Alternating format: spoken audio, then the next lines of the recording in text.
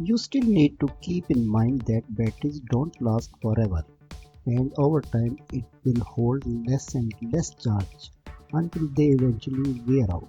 To assist you in keeping tabs on the battery itself, Windows 10 provides you with the tool of creating a detailed report about the battery in your system.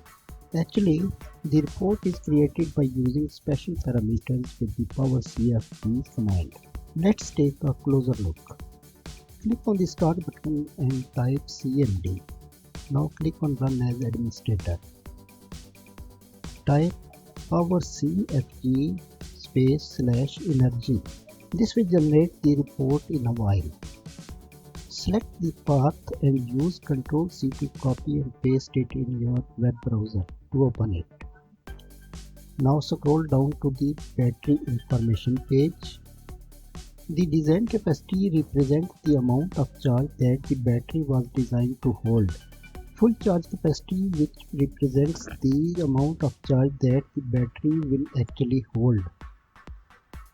In the case of my laptop, the full charge capacity is actually less than the design capacity. This drops in capacity is directly related to the age of the battery.